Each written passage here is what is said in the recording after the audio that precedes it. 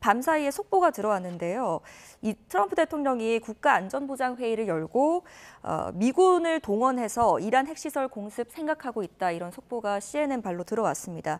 만약에 이스라엘에 미군이 이제 지원을 하게 된다면 이것도 중동 정세에 굉장히 큰 영향이 있겠네요. 예, 이것은 사실 이스라엘이 이제 이란을 갖다가 선제 공격을 했을 때 우리가 예상을 했던 여러 시나리오 중에서 최악의 경우가 발생하는 것이다 이렇게 보시면 되겠습니다. 미국이 개입을 하면서 이스라엘, 이란 간의 군사 충돌이 전면전 수준으로 악화되고 미국까지 참전을 해서 정말 확전이 되는 이런 시나리오가 되는 것인데요. 이런 경우에는 세계 금융시장은 정말 큰 타격이 불가피하다라고 보고 있습니다. 네. 원래는 미국의 이제 국채라든지 달러와 이런 안전 자산으로 투자 자금이 쏠리는 것이 이제 기본적으로 이런 상황에서 발생했던 현상인데요. 문제는 미국이 참전을 해서 전쟁이 확전이 되고 그다음에 미국이 전쟁 비용을 이제 지불하기 위해서는 당연히 또 추가적인 국채 발행이 불가피합니다. 이렇게 되면 최근에 미국이 과도한 국가 채무로 인해서 신용 등급이 강등이 되고 미국의 국채를 투매했던 현상까지 있지 않았습니까?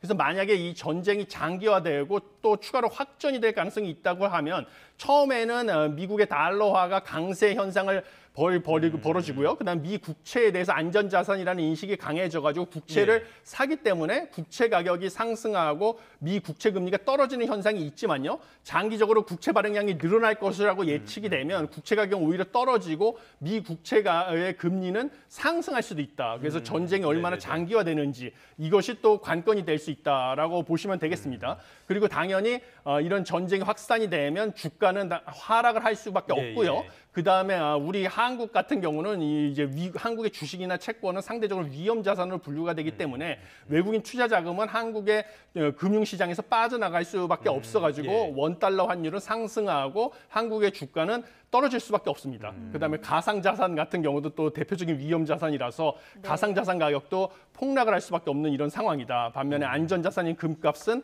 폭등할 가능성이 크다 이렇게 보고 있습니다.